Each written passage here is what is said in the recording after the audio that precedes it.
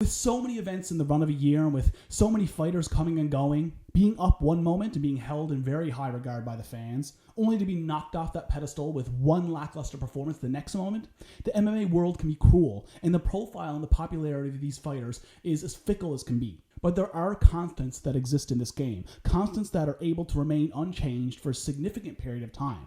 It's a position that only the absolute elite level fighters are able to achieve. Sometimes the road to achieving such greatness is highly publicized every step of the way, and other times these fighters put together impressive runs more quietly, and the next thing you know, the entire fan base is coming to the realization of how incredible they really are. I'm not entirely sure where Valentina Shevchenko falls on that spectrum in terms of her come up, but what I do know is that, personally, I'm just starting to take notice of how amazing she really is. Of course, I've known she's been awesome for years now. The girl's beaten the brakes off of everybody she's faced that's not named Amanda Nunes, and always in impressive fashion.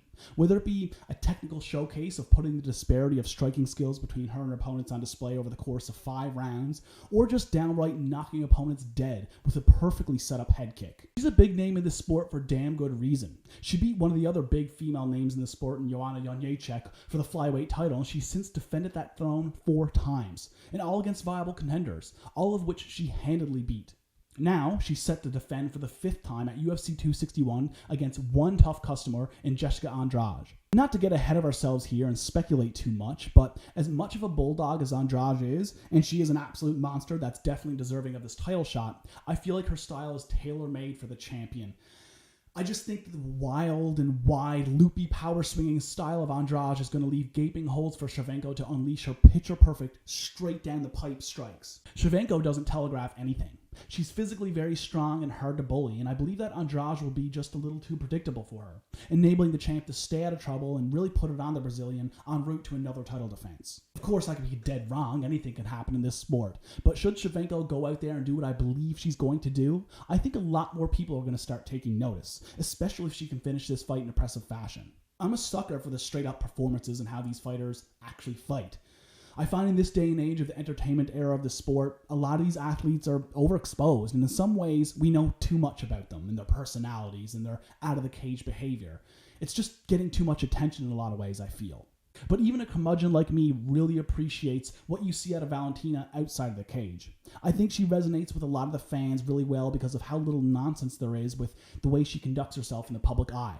And this isn't to disrespect anyone from the Western world, for I too am from this neck of the woods, but she isn't from this part of the world, and not to state the obvious, but the part of the world she comes from is much different than here.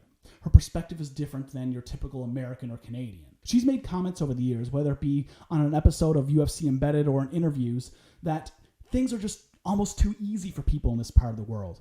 She gives off the impression that she doesn't lose sight of where she came from, what actual hardship is, and also gives the impression that she's got a lot of appreciation for the simple things in life. She's also someone that martial arts is not just a profession, but a way of life. She embodies everything that's so positive about martial arts and the way she conducts herself outside of competition.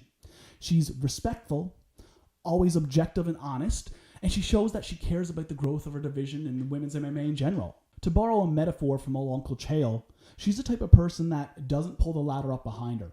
She's leaving that ladder down to allow the other girls to climb up to where she is, which speaks volumes. And she represents herself and the sport incredibly well in the process. I realize that she's already a big name in the sport, has already made her appearances in Hollywood, and by all means is incredibly successful and famous. But I also believe that she's capable of breaking through to a new stratosphere of fame and notoriety in this game.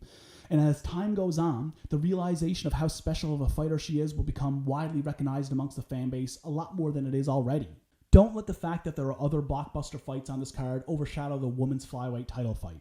With the victory at UFC 261, Shevchenko will continue her ascension to becoming one of the biggest names the sport of mixed martial arts has to offer.